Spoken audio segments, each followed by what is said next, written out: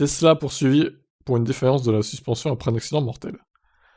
Oh là là, l'état de la voiture, mon Dieu, quelle horreur. Accident mortel qui a coûté la vie à 2 personnes en septembre dernier en cause la suspension défectueuse d'une Tesla. En septembre dernier, Nicolas Garcia et sa passagère de 19 ans, Jasmine Alcala, sont décédés lorsque la Model 3 de 2021 dans laquelle ils se trouvaient a quitté la route. Elle s'est écrasée contre 2 arbres et a pris feu. La National Transportation Safety Board, NTSB donc, avait envoyé des enquêteurs pour examiner l'accident survenu en Floride. D'après les investigations, le véhicule roulait à une vitesse de 145 km/h dans une zone résidentielle. Mais ils sont tarés, bon bah alors là, ils ont cherché leur mort. Hein. La vidéo de la dashcam montre qu'une grande bosse à l'intersection a fait décoller la Model 3.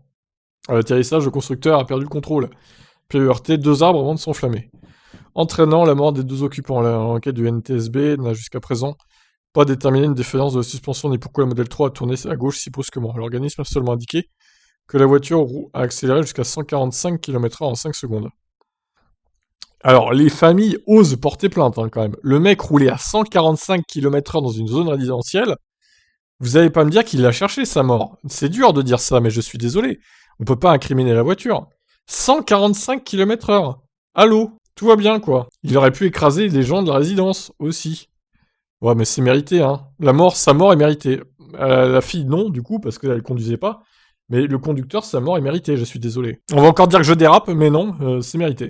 Aujourd'hui, la famille du conducteur de la voiture poursuit Tesla. Tesla Florida est un responsable du service après-vente de Tesla en raison de la suspension prétendument défectueuse de la voiture. Bon, il n'y aura rien, je pense.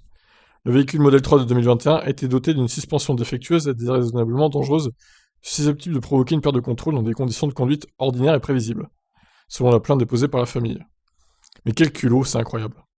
La plainte indique également que 4 jours avant l'accident de septembre, le conducteur Nicolas G. Garcia avait amené le véhicule dans un magasin de Tesla en raison de problèmes de contrôlabilité, direction, de suspension, de batterie, de système électronique et de capacité à ouvrir les portes. Le responsable du service après-vente de Tesla aurait fait preuve de négligence. Bon, mais ça, qu'est-ce qui... Vas-y, faut le prouver, ça. Ok, prouve-le, alors. Pour l'instant, l'action en justice est toujours en cours. Celle-ci vise à obtenir des dommages et intérêts de plus de 30 000 $ chacun de la part de Tesla et du responsable du service après-vente, contrairement à un autre accident où on a pu voir une Tesla percuter une voiture de police. Il semble que l'autopilote n'était pas activé. Non, non, bah, c'était pas activé, c'est l'autre bouffon, là, qui a accéléré jusqu'à 145 km/h en zone résidentielle, limité à 50, voilà, c'est écrit noir sur blanc. Blanc sur noir, plutôt. Mais non, mais c'est lamentable, des mecs pareils. Alors c'est triste, hein, pour Jasmine, du coup, qui... Enfin, d'ailleurs, c'est Jasmin, c'est pas Jasmine.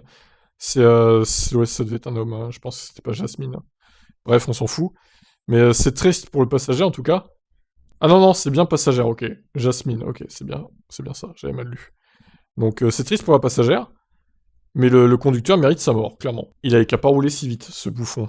Voilà, ça me rend fou, hein, des trucs pareils. En plus, la famille ose porter plainte derrière, quoi. Faudrait porter plainte contre la famille, plutôt. Pour mise en danger de la vie des gens de la résidence par leur fils, quoi. Bon, bref. Qu'est-ce que vous en pensez de cette enquête, si on peut dire ça comme ça? Ciao, ciao.